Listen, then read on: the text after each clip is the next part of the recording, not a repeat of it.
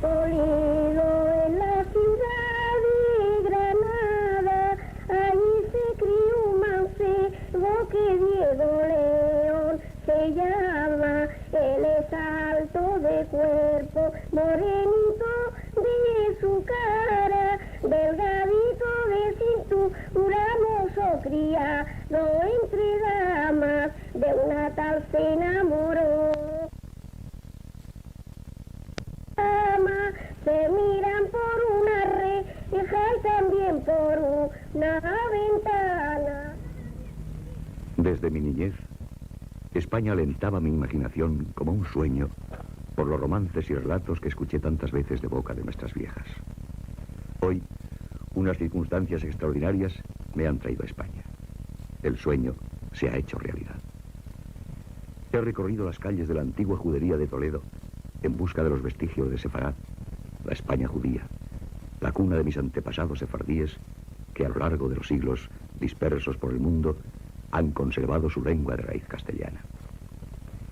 En estas calles, en las que el tiempo parece haberse detenido, me parecía que iba a encontrar intactas las hermosas moradas que, según contaban los viejos, habían vendido por una burra o un pedazo de lienzo en aquellos tristes días del siglo XV en que fueron expulsados de España. Moradas cuyas llaves oxidadas se han conservado, según cuenta la tradición, como reliquias de Toledo, la Jerusalén sefardí.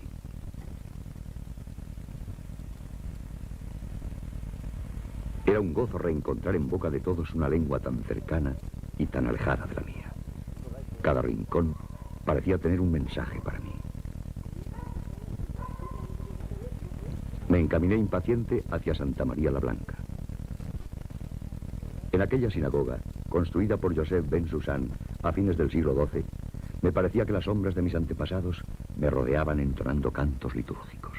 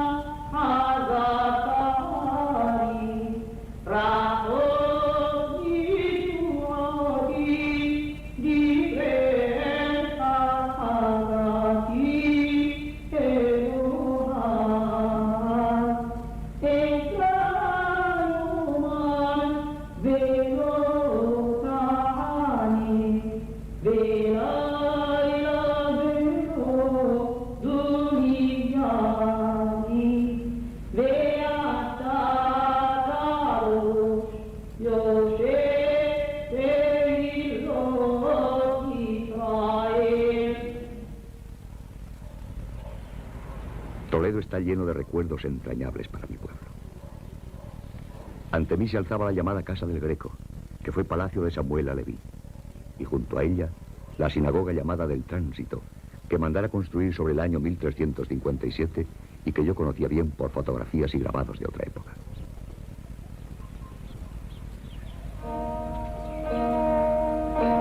Samuel Aleví fue tesorero del rey Pedro I de Castilla. Su enorme influencia política hoy apenas podemos entreverla a través de una inscripción en la sinagoga. El rey lo ha engrandecido y exaltado y ha elevado su trono por encima de todos los príncipes que están con él y ha puesto en su mano cuanto tiene. Desde el día de nuestro destierro, nadie de Israel ha llegado a su altura.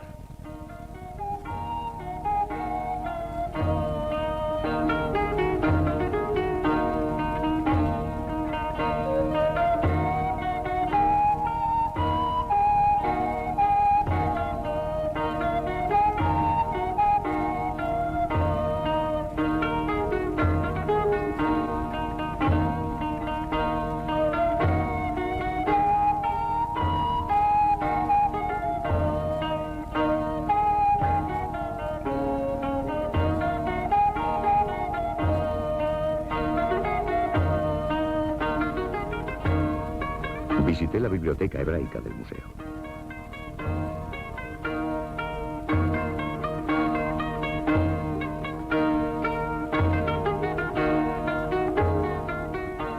En las dependencias contiguas a la sinagoga se encuentra el Museo Sefardí, creado por el Estado español en 1964.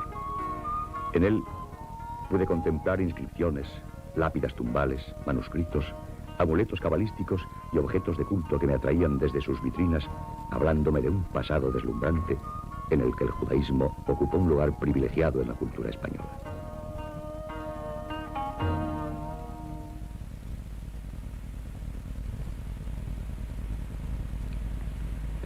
Pero también me recordaron el presente. He venido a España invitado a una boda. En Madrid se celebraba la ceremonia previa, la noche de novia.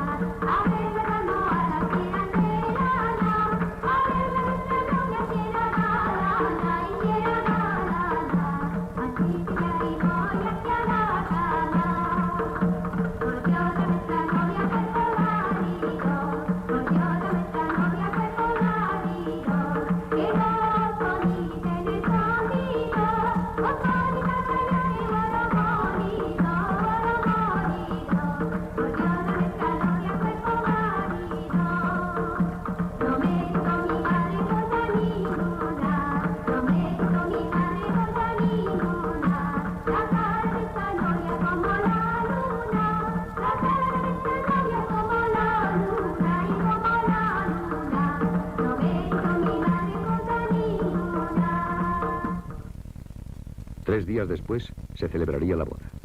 3 días en que podía hacer realidad un viejo sueño, visitar España. Viajé a Andalucía, Córdoba, que fuera antiguo centro de estudios talmúdicos y cuna de la literatura hebrea española.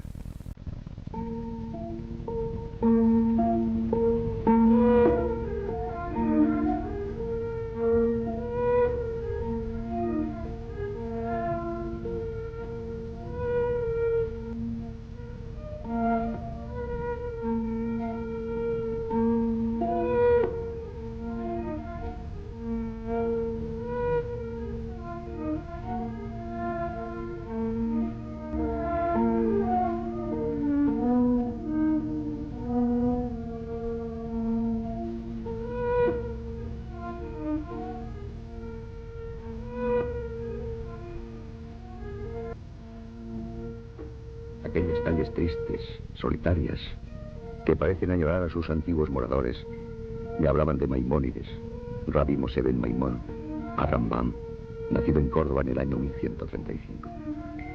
Sus conocimientos abarcaron todos los campos del saber: filosofía, exégesis, matemáticas, astronomía, física, medicina. En el año 1190 ve la luz su guía de perplejos, Moré Nebuchim, destinada a los estudiosos que se ven desconcertados o perplejos por ciertos problemas que aparentan contradicción entre la religión y la filosofía. Su obra capital fueron los 14 libros del Misné Torah, o Segunda Ley, también conocida como Yad HaZaká, la mano fuerte. Es el mayor intento de sistematizar todo el Talmud, las prescripciones y doctrinas de la ley oral. La influencia de Maimónides en el judaísmo ha sido inmensa. Hasta hoy, sus 13 artículos de fe se recitan en la oración del Yigdal.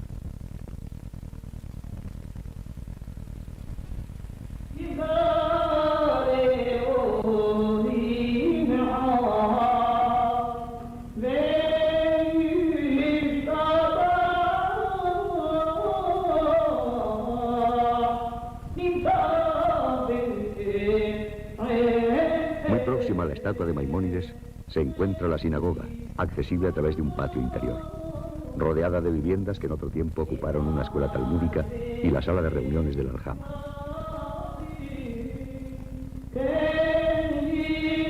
En 1885 se declaró monumento nacional y hoy día se encuentra en periodo de restauración.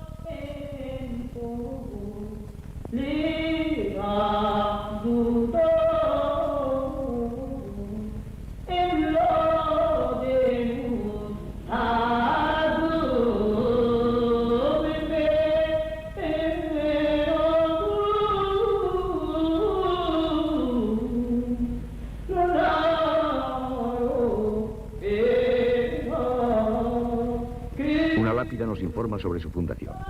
Fue construida en 1315 por Isaac Moé ben Efraim.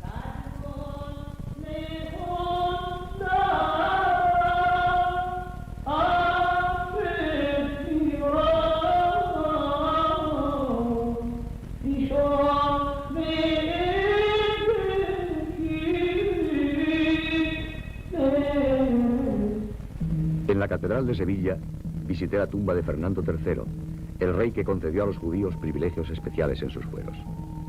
En 1279, su hijo Alfonso X hizo escribir su epitafio en 4 lenguas, entre ellas el hebreo, como símbolo de su tolerancia. Cuenta la tradición que cuando Fernando III entró en Sevilla, en 1248, una delegación judía le entregó la llave de la judería.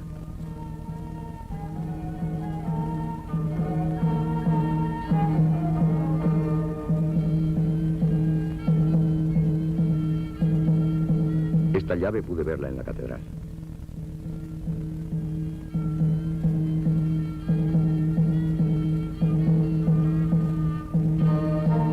En ella, una inscripción en hebreo simboliza la entrada del rey en la ciudad. El rey de reyes abrirá, el rey de toda la tierra entrará.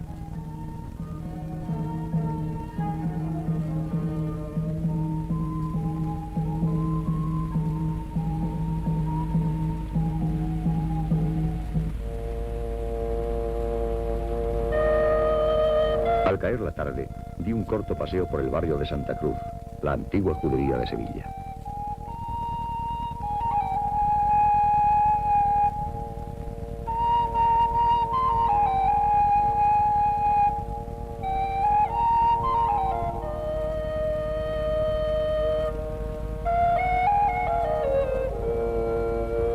Aquellas callejas encaladas, las flores en las ventanas, trajeron a mi recuerdo los poemas de Ibn Gabirol, el gran poeta judío español, nacido en Málaga a principios del siglo XI, que dedicó su vida al estudio de las ciencias y al cultivo de la poesía.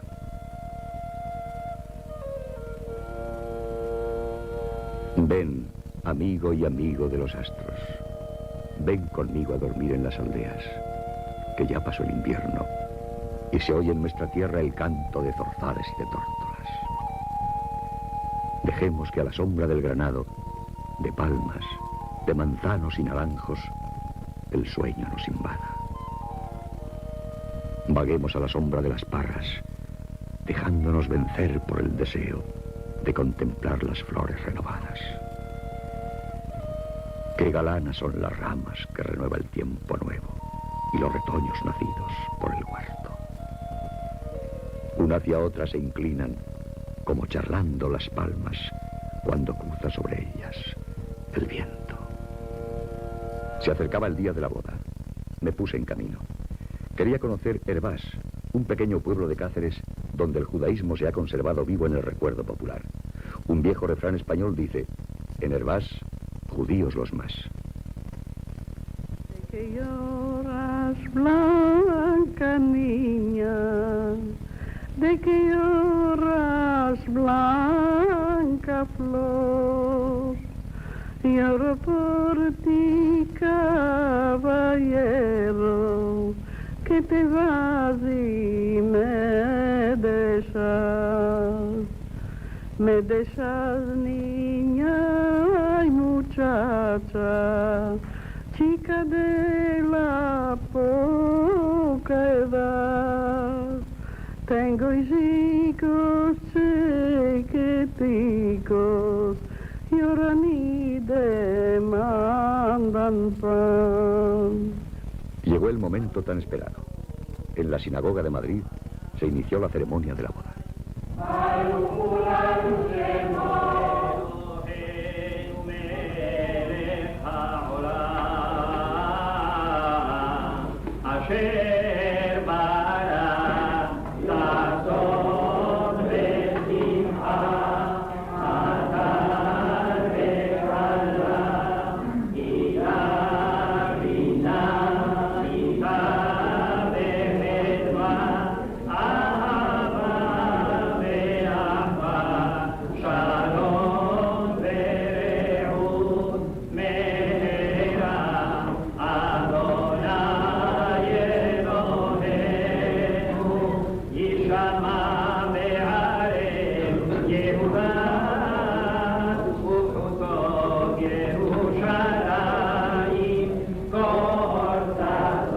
La ceremonia ha concluido. Viendo a la novia, radiante, besar la Torá, los libros de la ley, recordé unas líneas del Zohar. Cuando la Torá aparece fuera de su estuche y se esconde inmediatamente de nuevo, es como una amada muy bella que se esconde en una pequeña habitación retirada de su palacio. 7 chorros corren de ella, todos los 7 de plata, 3 eran de agua dulce, 4 era de agua salada. Mi estancia en España tocaba su fin. Viajé a Cataluña, visité Gerona, la ciudad que fuera llamada en otros tiempos Madre de Israel. Desde el siglo XII, Gerona fue un centro de estudios místicos y cabalísticos. Entre los siglos XII y XIII destacó la figura de Nachmanides, que alternó la cábala con el estudio y la enseñanza de la Torá y el Talmud, convirtiéndose en el jefe espiritual del judaísmo español de su época.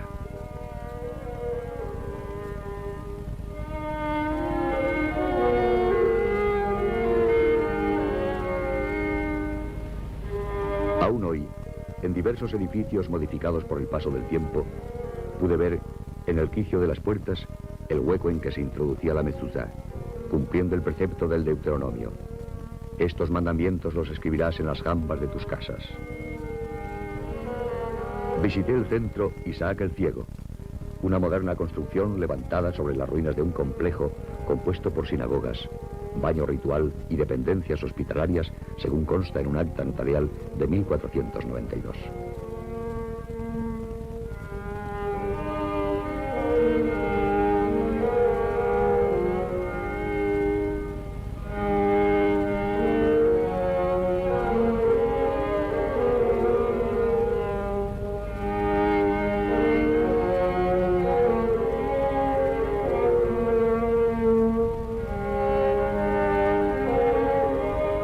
Una de sus estancias está hoy habilitada como sinagoga.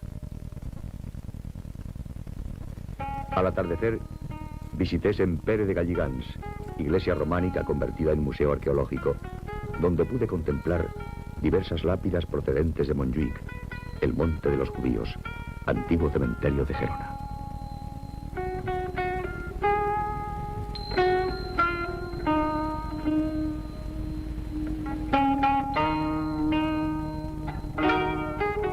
Y al amanecer subí a los Pirineos, a Besalú, una pequeña población a 30 kilómetros de Gerona que conserva su judería y donde fueron descubiertos en 1964 unos baños rituales o mikvah, baños de purificación para las mujeres, también utilizado por los hombres, la víspera de las grandes solemnidades religiosas.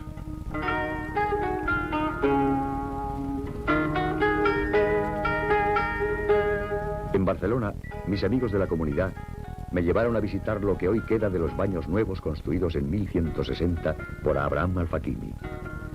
Tan solo una maqueta realizada a partir de los dibujos que se hicieron antes de su demolición en 1834. Maqueta conservada junto con lápidas tumbales en el Museo de Historia de la ciudad. Empotrada en la calle Marlet, en el antiguo Call barcelonés, vi la lápida que recuerda la fundación pía de Samuel Ben Isaac Sardí, muerto poco antes de 1261. Mis amigos me hablaron de los tesoros repartidos por España.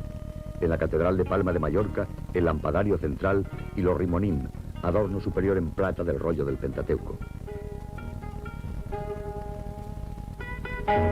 En Madrid, la Biblia de la Casa de Alba, un códice en infolio del siglo XV, versión glosada en castellano del Antiguo Testamento, realizada por Rabí Mosé Arragel de Guadalajara e iluminada por miniaturistas de Toledo. En la Biblioteca del Escorial se conservan numerosos manuscritos hebreos recopilados por Benito Arias Montano, bibliotecario de Felipe II.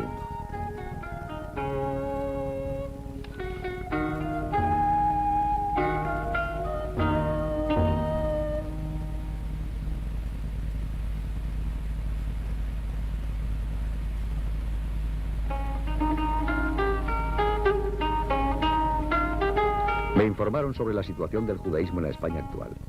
La comunidad judía española cuenta hoy con 14.000 miembros, en su mayor parte procedentes del norte de África.